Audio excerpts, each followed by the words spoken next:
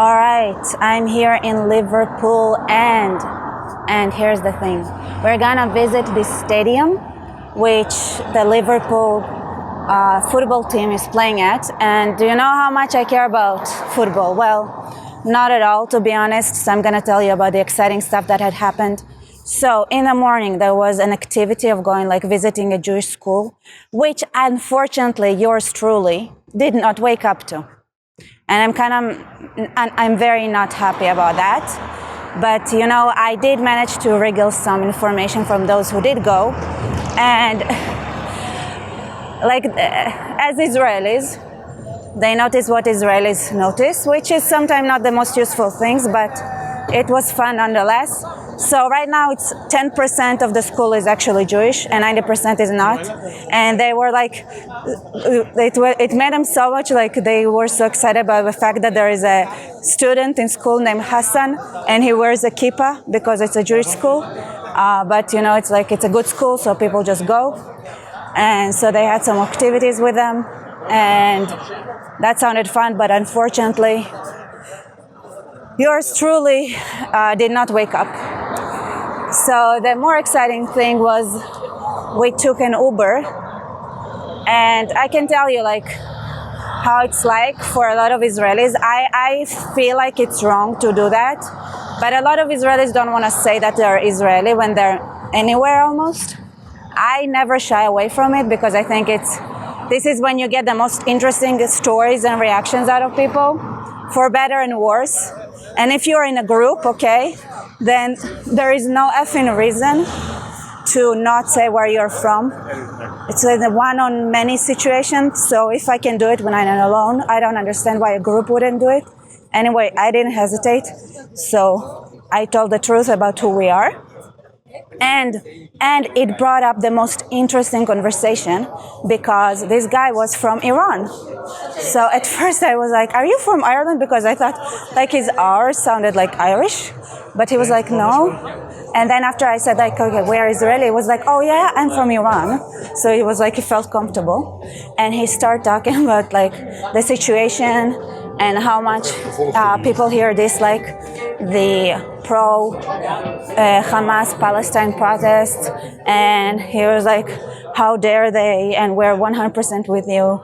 And and the Israelis, the other guys with me, were super touched by it. But it wasn't a very interesting conversation, to be honest. He had a lot to say about Trump and Bibi, which I thought very interesting and true. I don't know what is it with cab drivers, but so many times, the best conversation and the smartest people that I got to meet were cab drivers. Maybe because they get to talk to a lot of people, they gather a good amount of info and intel. So, yeah, that's exciting. I don't know what's happening. I'm just following the group. All right. So, yeah, he had a lot to say about Trump and Bibi. He really appreciates what the Bibi is doing for Iran, trying to liberate it. And he's very angry with Trump's decision to talk to the Ayatollahs, saying this is talking and negotiating with a robber that comes to steal your house and being yes, come in and here, let's sit and talk. And it's this is ridiculous. The only reason he does that is because he doesn't want the credit of liberating the Iranian people to go to Israel. So he's stopping that.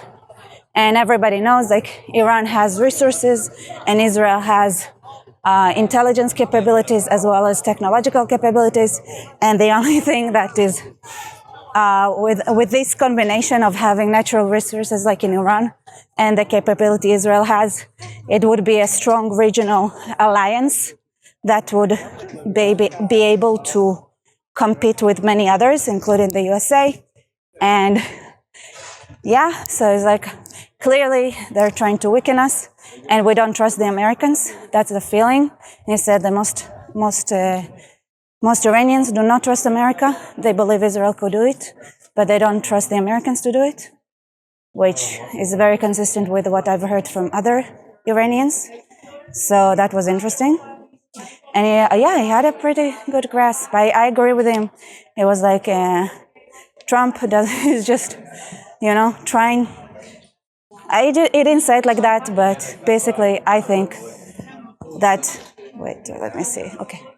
A good way to describe Trump would be throwing things at a wall and seeing what sticks, with the thought of, okay, he cares mostly about business and transactionalism and transactions rather than what's moral and what's right.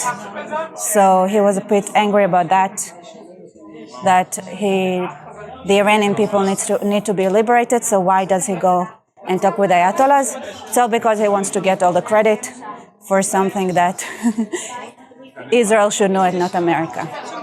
So that was a very interesting conversation. And so now we're going to go in the stadium and be proper tourists in Liverpool tomorrow.